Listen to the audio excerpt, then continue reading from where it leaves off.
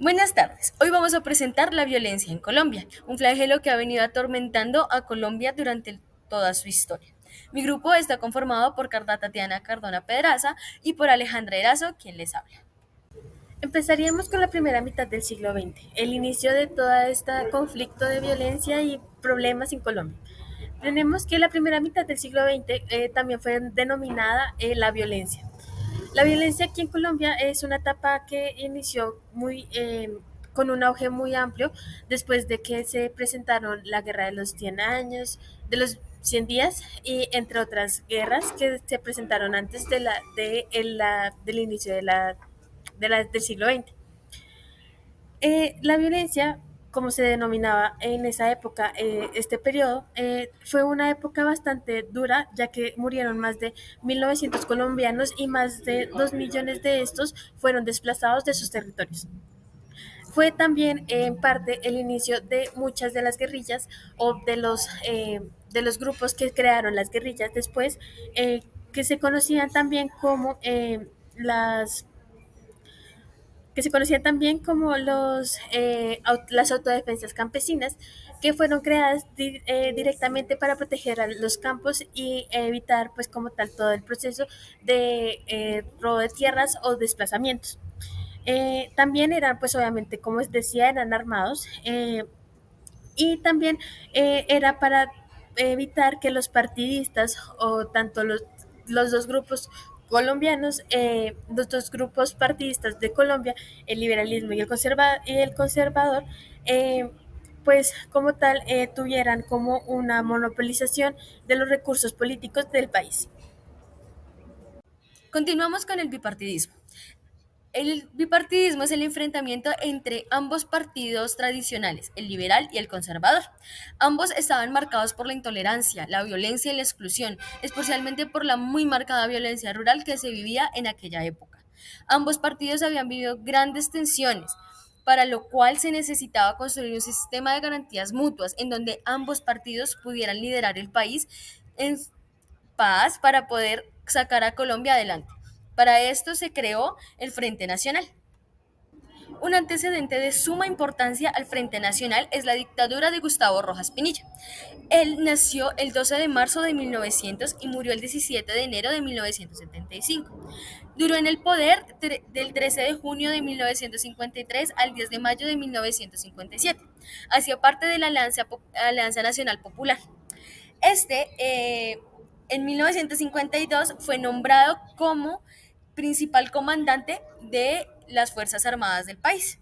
Durante ese tiempo, él decidió realizar un golpe de Estado al presidente de la época, quedándose con la presidencia del país, creando la primera dictadura del país.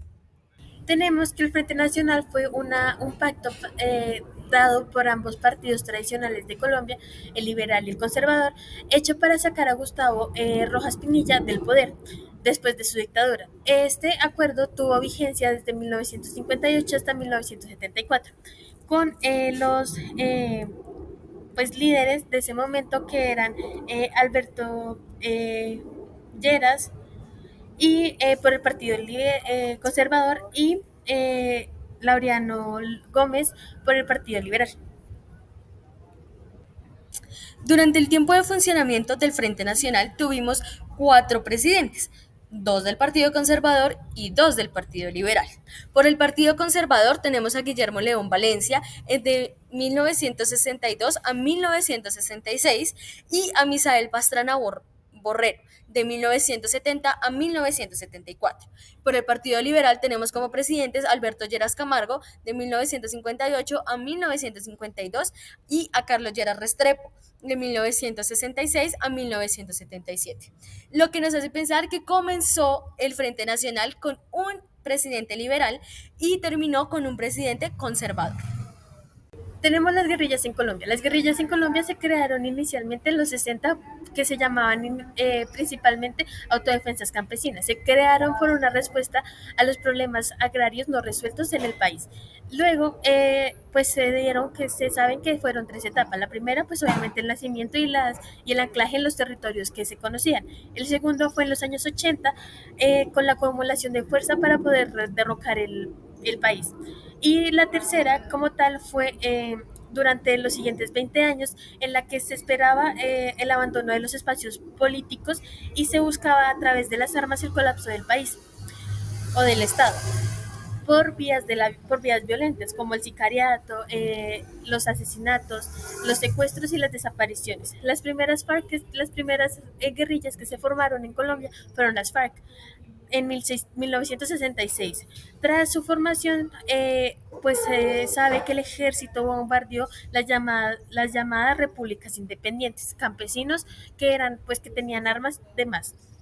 Se sabía que las FARC nacieron con o contaban con más de 300 combatientes y que contaban con 6 frentes en el sur del país. Eh, Tenemos que la segunda formación fue el ELN, que nace a mediados de los 60, una guerrilla que fue conformada principalmente por estudiantes y profesionales bajo la influencia del ideal del Che Guevara, que se asentaba en las zonas rurales del oriente del país y en Antioquia. Tenemos una de las que no está nombrada, pero se sabe que también fue de las que inició todo este proceso, fue el EPL en 1967. Se conoce también como el brazo armado de las disidencias del Partido Comunista. Su asentamiento más fuerte se dieron en las sabanas llaneras de los departamentos de Córdoba y Sucre. Tenemos uno de los sucesos que más marcaron al país y fue el Bogotazo, que fue el asesinato de Jorge Eliezer Gaitán Ayala. Él, él era candidato a la presidencia y ganó en ese momento. Su nacimiento fue el 23 de enero de 1903 y se sabe que murió el 9 de abril de 1948 ser, tras saber que había sido electo como presidente del país. Su cargo era ministro de Educación y su partido era liberal. Se conoce que pues fue conocido más que todo como el caudillo del pueblo y pues Un flagelo muy importante en la historia del país es el narcotráfico. El narcotráfico tiene su auge en la época de los 70 con la bonanza de la marihuana. Gracias a la creación de diferentes carteles, se crean los grupos narcoterroristas, ya antes mencionados. Tenemos el cartel de Medellín y el cartel de Cali, que fueron los principales protagonistas de esta época. El cartel de Medellín liderado por Pablo Emilio Escobar Gaviria y el cartel de Cali liderado por los hermanos Rodríguez Orejuela. Un cartel menos importante y muy poco mencionado en la historia es el cartel del Norte del Valle, ya que no generó las mismas tragedias que generaron los dos carteles ya antes mencionados. Comenzamos con el cartel de Medellín, el cartel más polémico y más protagonista durante toda esta época. Encabezado por Pablo Emilio Escobar Gaviria, fue una organización criminal que se dedicaba al expendio de cocaína, además de ser un grupo terrorista que financiaba bombas y secuestros con finales extorsivos para sacar dinero. También utilizaba el tema de del desplazamiento forzado de los campesinos para utilizar esas tierras para la colocación de los laboratorios y de los cultivos ilícitos de cocaína. Las cabecillas de este cartel son Pablo Emilio Escobar Gaviria, Gonzalo Rodríguez Gacha, alias el mexicano, Carlos Leder y los hermanos Ochoa, quienes fueron los principales socios económicos de Pablo Escobar. Entre los sicarios más importantes de este cartel tenemos diferentes, empezando por Popeye, HH, El Angelito, El Chopo, El Chegoro, El Tato, Tyson, Pinina y Quesito, los cuales fueron los lugartenientes del cartel de Medellín, los cuales lograron realizar los grandes crímenes que vamos a describir a continuación. Entre los actos terroristas más marcados y los asesinatos más recordados de esta época, encontramos el asesinato de Luis Carlos Galán Sarmiento el 18 de agosto de 1989. Él en ese entonces era candidato a la presidencia de la República. El asesinato de Rodrigo Lara Bonilla, quien entonces era el ministro de Justicia, asesinado el 30 de abril de 1984. Y por último, el asesinato de Guillermo Cano Izaza, el entonces director del Espectador. Él 17 de diciembre de 1986, quien en ese entonces arremetía fuertemente contra el cartel de Medellín y por eso fue asesinado. Otros de los actos terroristas que marcaron el país fue el coche bomba contra el exportador el 2 de septiembre de 1989 y la bomba al Departamento Administrativo de Seguridad DAS el 6 de diciembre de 1989. No podemos olvidar la explosión del avión de Avianca en pleno vuelo el 27 de noviembre de 1989, el cual tenía como intención matar al entonces candidato a la República, César Gaviria Trujillo. Por último, tenemos el último cartel protagonista de la época, el cartel de Cali. El cartel de Cali tuvo su apogeo en las décadas de los 70 y los 80. Era la competencia directa contra el cartel de Medellín y enemigos jurados de Pablo Escobar Gaviria, los cuales también cometieron actos terroristas contra la familia del patrón, como por ejemplo la bomba que lo colocaron a la familia en el edificio Mónaco mientras él no se encontraba en casa. Aunque la intención de esta bomba era asesinarlo a él, lograron solamente herir a la familia y enfurecer a Pablo Escobar. Los cabecillas de este cartel eran los hermanos Rodríguez Orejuela, a los cuales también se les decía el cartel de los sapos.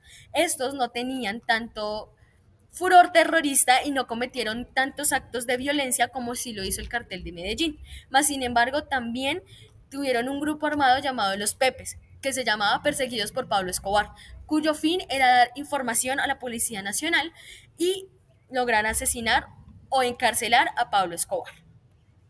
Por último, tenemos como tal los procesos de paz que se dieron en el país. En el país se sabe que se dieron 16 procesos de paz, de los cuales solo uno se fue concretado, el de 2016 con las FARC y el presidente Santos, que se dio en la Habana, Cuba.